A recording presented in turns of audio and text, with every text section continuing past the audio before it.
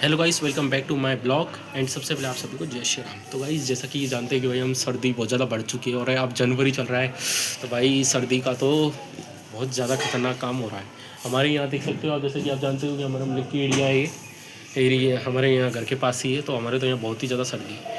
And guys, जैसा कि हम जानते हैं भाई, अब सकरात का सीज़न चालू हो चुका है। हर जगह देखो, कहीं भी देखो आप, इधर उधर नज़र दौड़ा के पतंग दिख रही है। और अब सकरात पे तो और भी ज़्यादा दिखेगी आपको पतंग।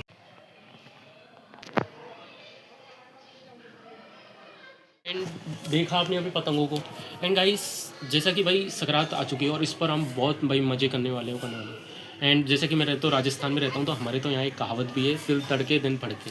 यानी कि जैसे ही तिलों का सीज़न आता है वैसे ही दिन बहुत मज़ेदार हो जाता है।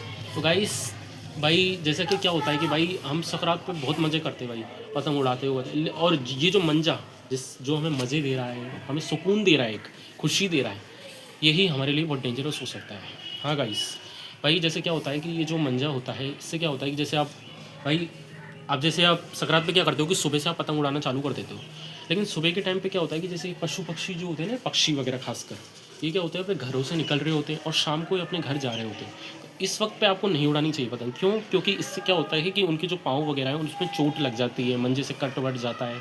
एंड ये उनके लिए खतरनाक नहीं है, आप सोच रहे हो कि भाई उनके लिए ही है, आपके लिए भी खतरनाक है। क्योंकि भाई जैसा कि हम जानते हैं भाई, ये मंजी वंजी से क्या होता है कि आप जैसे सकरात पे क्या करते हो कि भाई उसकी छत पे पतंग गई तो आप भागते हो लेने के लिए, या फिर तार वार में पतंग फंस जाती है तो आप खींचते हो। तो गाइस, ऐसी चीज़ आपको नहीं करनी चाहिए, क्योंकि गवर्नमेंट की जो गाइडलाइन है उसमें ये चीज़ साफ़ आती है कि भाई जो चाइनीज़ मंजा होता है ना, वो बहुत ही ज़्यादा खतरनाक चीज़ है। क्योंकि उससे है ना, सिर्फ आपकी जान भी जा सकती है। क्योंकि भाई जैसे तार वार में फंस जाता है या आप खींच रहे हो जैसे बिजली के तार में, तो उससे क्या है, आपको करंट लग सकता है।